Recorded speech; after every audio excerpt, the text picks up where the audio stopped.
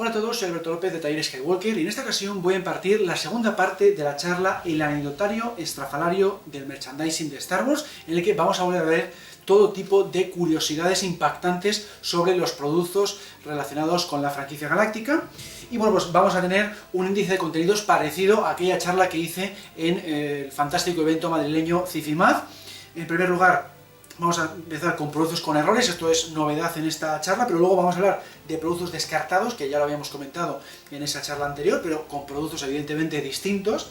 Luego vamos a ver productos estrafalarios, después vamos a hablar de coleccionismo extremo, que son esos casos que yo considero imposibles de conseguir o que hay muy pocas unidades, o que son productos que tienen mucha cotización, etcétera, etcétera, etcétera. Y por último vamos a ver algunas incongruencias del universo expandido, tanto de leyendas como del actual canon de Disney. Más o menos está todo bastante controlado y encaja bastante bien lo que se cuenta en una novela, con lo que se cuenta en un cómic, con lo que se cuenta en un videojuego y demás, pero ha habido algunas ocasiones, como sabemos, en las que eso no ha sido así, se han cometido errores, y bueno, pues me gusta aquí comentarlos para completar un poco este compendio de curiosidades sobre el merchandising, ¿no? Entonces vamos a empezar con productos con errores. Y es curioso que aquí tenemos el primero de ellos ya en la primera jornada de Action Figures de Kenner, que sacó, como sabemos, a principios del año 78, porque llamó a este personaje Comandante del Escuadrón de la Muerte. Aquí se debieron equivocar, probablemente quisieron haber puesto Comandante de la Estrella de la Muerte. Entonces, bueno, pues esto se cotiza bastante porque luego fue reemplazado por otro tipo de cartones, ¿no? La figura siguió siendo la misma con las siguientes ediciones, pero se cambió el nombre. Entonces, esta primerísima edición, que además corresponde con las 12 primeras Action Figures que se sacaron a principios del año 78, pues puede llegar a costar $400 si se tiene en su embalaje. Como decía, las siguientes ediciones, que ya sabéis que muchas veces reutilizaban los mismos muñecos para sacarlos con los siguientes episodios de la trilogía clásica, bueno, pues aquí salió ya con un nombre mucho más adecuado para los niños, ¿no? Comandante del Destructor Estelar. Salió en el año 80 con motivo de aprovechar el éxito del Imperio Contraataca, del tirón comercial de cuando están las películas en cartelera, que es cuando más se venden todos los productos licenciados, y de hecho el cartón, como vemos, ya pone el Imperio Contraataca. Tenemos un caso parecido con el General Beers. No se le llamaba General Beers en las primeras ediciones de esta Action Figure. Al principio se le llamaba Comandante de AT y por eso su precio puede elevarse un poquito, ¿no? Hasta 120 euros, porque bueno, más o menos ha tenido una distribución bastante amplia y no es tan difícil de conseguir. Pero el hecho de que no tenga el nombre del personaje, pues es algo que le hace cotizarse más dentro del mundillo de los coleccionistas, porque luego hemos tenido figuras más recientes como la Black Series que sí que pone ya General Beers en el cartón. Bueno, pues aquí no fue el caso cuando salió el Imperio Contraataca, o poco después, el año 81, cuando ya se está aproximando el retorno del Jedi, todavía con blister, con cartón del Imperio Contraataca, se le sigue llamando Comandante Imperial, no se le llama como General Beers, entonces este también puede llegar a alcanzar los 120 euros y encima pone que participas en un concurso relacionado con La Venganza del Jedi, que como sabemos era el título original de la tercera película.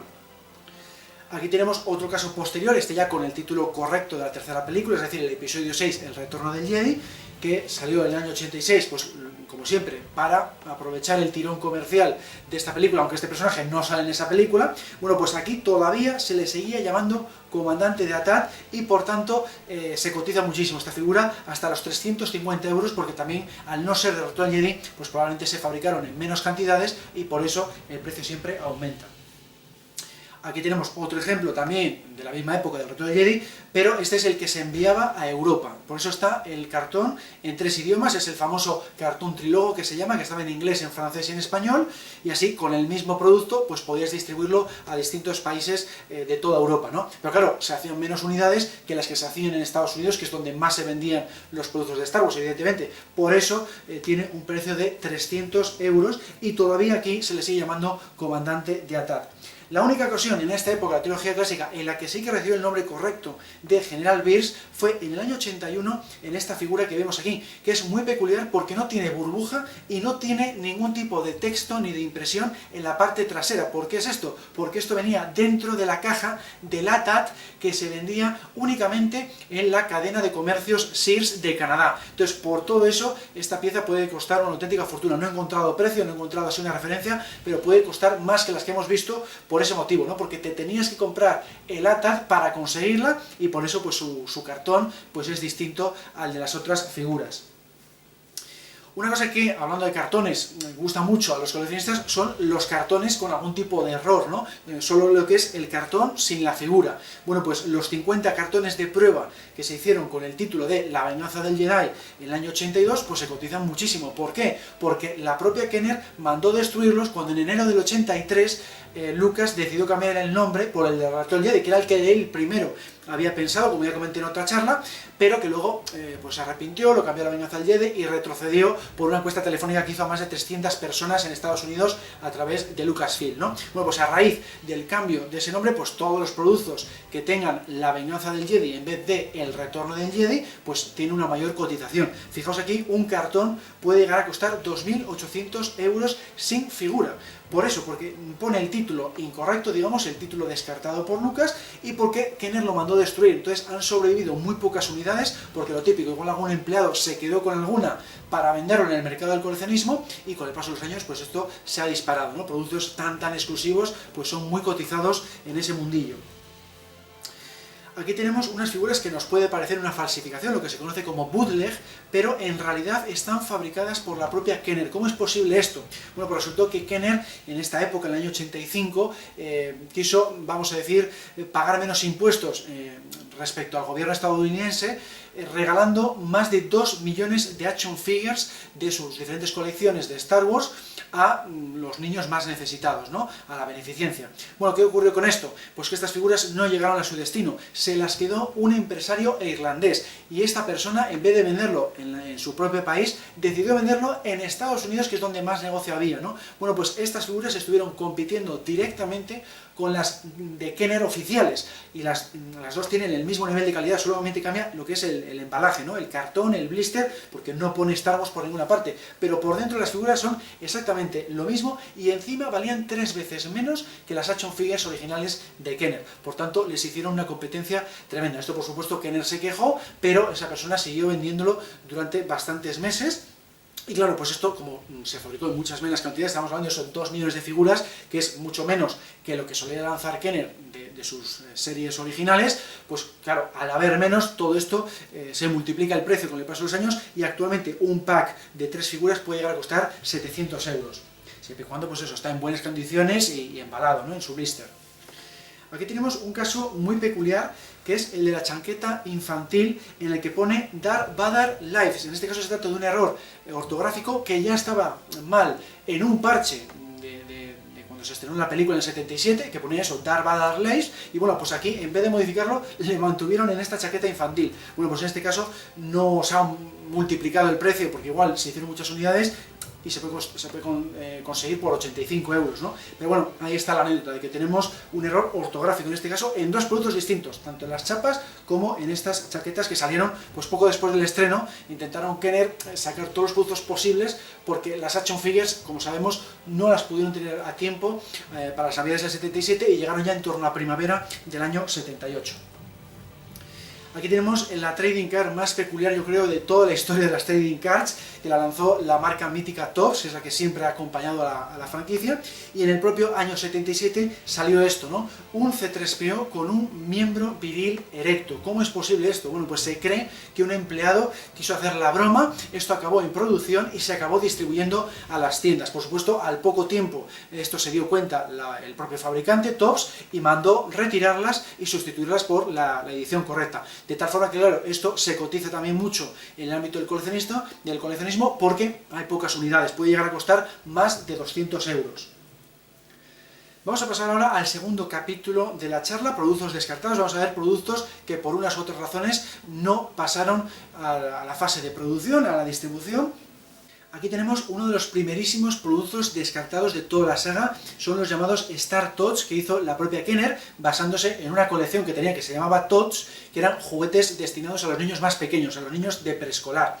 Bueno, pues ¿qué ocurrió con esto? Sencillamente que no lo veían que fuera a triunfar, ¿no? Es verdad que necesitaban productos para acompañar el estreno de la película, porque las action figures no llegarían hasta el año siguiente, pero esto, dijeron, nada, esto no va a gustar a la gente, y se quedó en fase de prototipo. Entonces estos prototipos, como digo siempre, pues se cotizan mucho, ¿no? Porque hay muy pocas unidades y tienen la particularidad de que las naves, el X-Wing y el Land Speeder de Luke, están fabricados en madera, precisamente por eso, porque era una muestra y querían mostrarlo a Lucasfilm con el mayor nivel de calidad, antes de pasar a hacerlo en plástico, que es como se hacen todas estas figuras de acción, ¿no? Bueno, pues esto al final no lo vieron claro en el año 77, y sin embargo Hasbro, que ya sabéis que absorbió a Kenner en los años 90, lanzó esta serie en Galactic Heroes en el año 2004 y triunfó de una manera sorprendente. Tanto a los niños pequeños como a los coleccionistas veteranos les encantó el estilo caricaturesco e infantil que tienen estos personajes. De hecho, le gustó hasta el propio George Lucas. Esto lo vio George Lucas en un evento, creo recordar que era una feria del juguete, y se quedó 10 minutos mirando este producto. Le había encantado este diseño de corte infantil. Aquí tenemos un Yoda parlante del año 81 que tampoco se llegó a lanzar al mercado. ¿Por qué? Sencillamente porque los comerciantes lo descartaron. Veían que valía muchísimo dinero, porque en aquel entonces hacer juguetes electrónicos costaba mucho más dinero que lo que cuesta actualmente, porque las piezas eran más difíciles de conseguir, más difíciles de fabricar, y dijeron que no, por el precio que va a costar este Yoda parlante, pensamos que los clientes van a preferir comprar otros productos, como por ejemplo pues el halcón milenario o el AT-AT, ¿no? Que valían también su dinero, pero no por esto, a pesar de que estaba muy bien hecho. Como vemos, está muy bien a nivel de rasgos físicos, y encima reproducía con bastante calidad varias frases del personaje. Bueno, pues esto lo descubrió el coleccionista Steve Sansweet, que ya sabéis que es el mayor coleccionista mundial, el que tiene el rancho Obi-Wan allí en California, y descubrió pues, que un comerciante tenía los prototipos, ¿no? Oye, ¿me puedes comprar uno? Bueno, pues se lo dejó en $500 y lo compró porque le había parecido un producto de grandísima calidad, muy simpático. Entonces, ¿qué es lo que ocurrió? Que esto se enteró un amigo que tiene Steve Sansweet en Japón, con el que suelen intercambiar productos, porque hay productos que solo salen en Japón, productos que solo salen en Estados Unidos, y digamos que se los intercambiaban, o bueno, te enviaba el dinero y me lo compras, ¿no?